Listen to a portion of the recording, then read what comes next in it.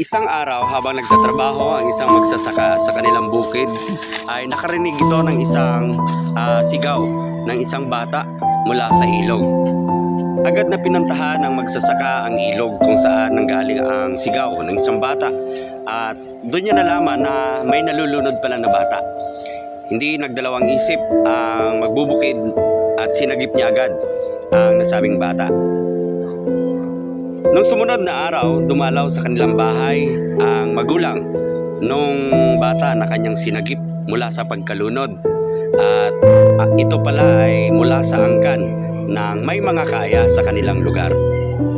Agad na nag-alok ang mayaman doon sa magbubukid ng pabuya at nagtanong kung ano at magkano ang dapat na ibigay nung mayaman dun sa magbubukid dahil sa pagsagip niya sa anak ng mayaman.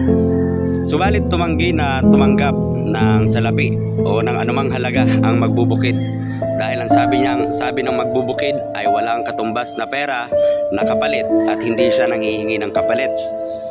Nung habang nag-uusap yung mayaman at yung magbubukid ay biglang lumabas sa kanilang bahay ang anak ng magbubukid at nakita iyon ng mayaman.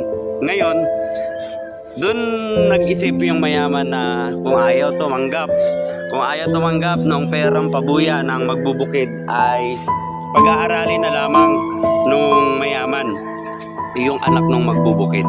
At pumayag nga itong magbubukid na pag-aaralin na lamang ng mayaman ang kanyang anak. Sa madaling kwento ay naging successful ang pag-aaral ng anak ng magbubukid at ito'y naging isang successful na doktor at naging isang magaling na doktor. Nung katagalan, dahil sa katandaan na rin ay nagkaroon ng malubhang sakit ang matandang mayaman, yung tatay nung sinagip na bata dati ng kanyang tatay. At ang sakit na yun ay walang lunas, hindi pa nadidiscover yung gamot para sa karamdaman na yon. Ngayon, nung nalaman nung anak ng magbubukid dati na naging doktor na, ay nagsumikap siyang mag-imbento ng isang gamot para gamutin o ibigay at maging lunas doon sa sakit ng mayaman na nagpaaral sa kanya. At gumaling nga yung mayaman dahil doon sa naimbento na gamot ng anak ng mahirap na pinag-aaral niya.